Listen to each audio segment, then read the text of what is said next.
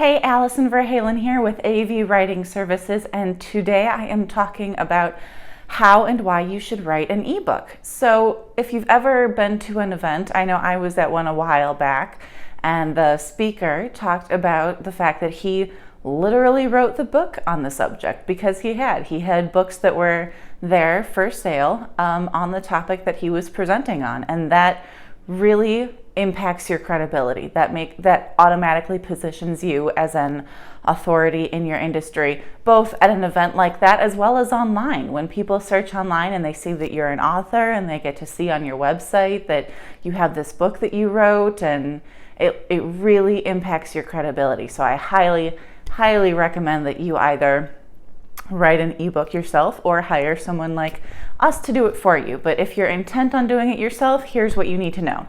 So the first thing you need to do is determine the goal of your ebook. Is it just something you want to do to bring in leads? Is it going to be a short, a few pages, a PDF that you're going to put up on your website and have people download in exchange for something like their email address? Be careful with this one though, because when the GDPR went into effect in Europe a couple years ago, it was a year and a half ago, they frown on that. They consider that to be illegal. You can still do that here in the US, at least for now, but if you have anyone that you know is coming to your website from any of the European countries, be on the lookout for that, because that could get you into trouble. And that practice has really gone down by the wayside and ever since the GDPR went into effect. But you can still have stuff up on your website that's just like an easy, quick download, something that people can read. How-to guides are really good for this. Worksheets are good for this. Something that people can take and see that you really know that your stuff on this particular topic. So again, there's just a quick download. And then if you want to do a longer ebook, something that you actually want to sell on Amazon, for example, or wherever you want to sell it, it could also be its own revenue generator. And you can actually bring in money from that in addition to bringing in leads. And then it's bringing in double or even triple the money for you. So that's awesome too. So the first thing you need to do is determine the goal. Do you want it to be something small that's just a lead generator, or do you want it to be kind of its own revenue source that can also bring in leads for you? So once you've decided that, now it's time to choose your topic. And again, you have to be very careful about your topic because you don't want to get lost in the noise. For example, when I was researching this, I was looking at, just as an example, was I think retirement planning or 401ks or something like that, just in books in Amazon, and I got more than 10,000 results just with that one short keyword. There's a ton of content out there, both online and books about it, that are already out there. So you can write a book about that if you're in the financial services industry, but it's going to get lost in the noise. The chances that you're going to be able to actually see results from that and get sales and get leads becomes much smaller when you choose a topic that already has tons of content. So do your keyword research. Make sure that you choose a topic that people are searching for, people want more information on, but there isn't already a ton of content out there for you to compete with.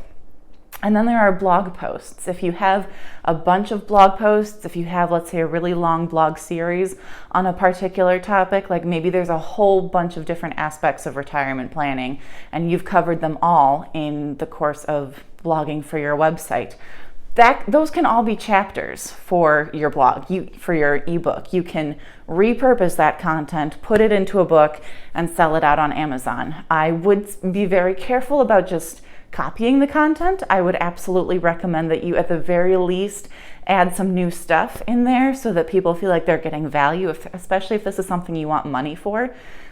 Put some extra information in there so that they really feel like they're getting value for what they're paying you for.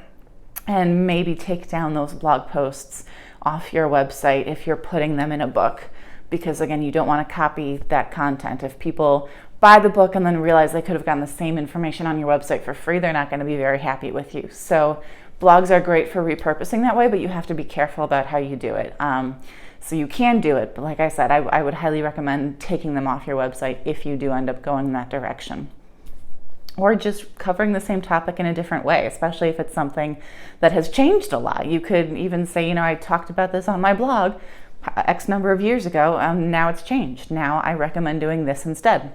So that is how you get your topic. Once you get your topic, the next thing you need to do is research it. Obviously, you know all there is to know about your topic, but you need to know what other people are saying, because people are going to do their research.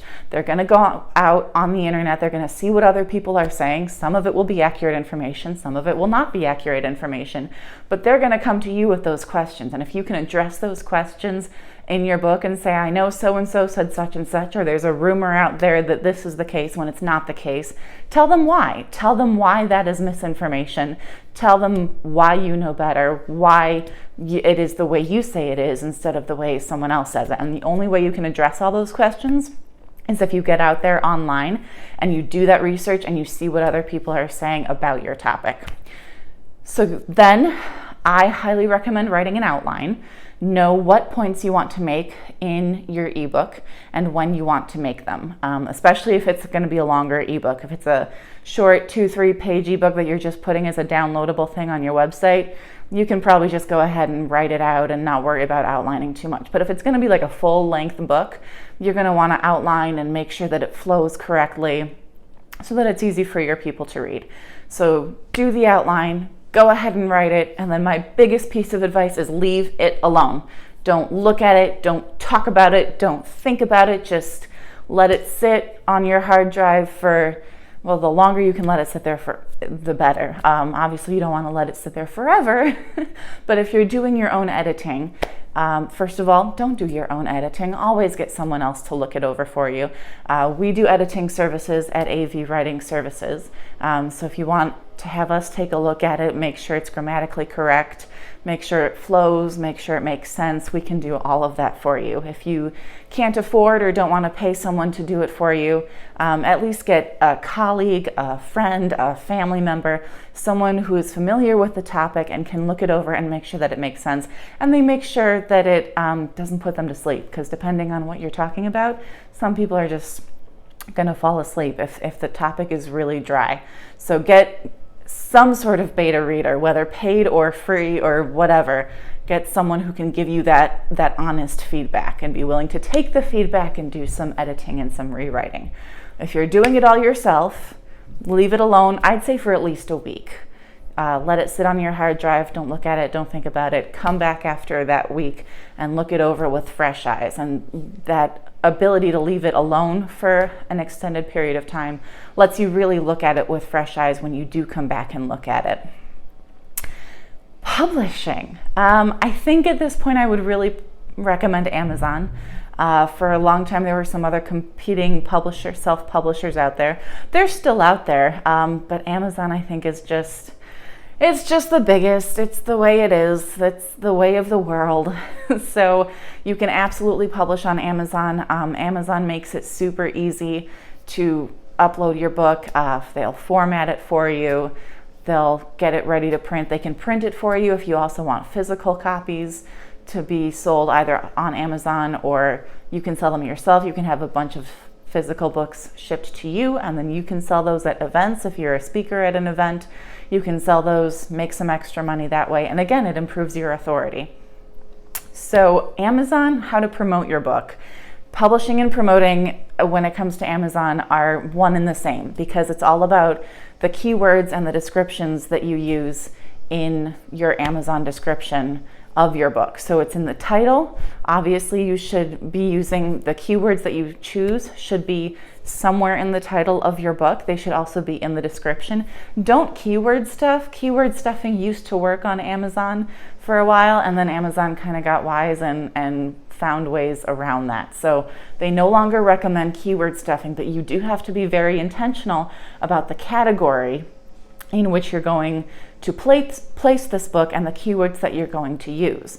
When people say that they are an Amazon bestseller or a best-selling author, what they mean is their book is the #1 bestseller in a particular category in Amazon. It's not the book that sold the most copies out of any book ever on Amazon. It's in a particular category.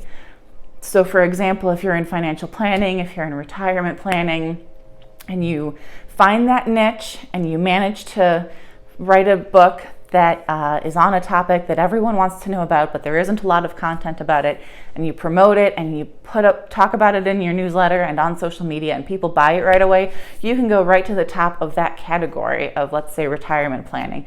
And then you can say that you're an Amazon best-selling author.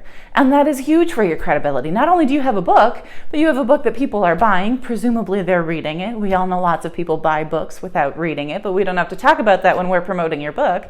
We can just say, hey, I wrote this book and people have been loving it so much that it's a bestseller. So there you go. Those are my tips this week for how to come up with an ebook, how to write it, how to edit it, publish it, and promote it.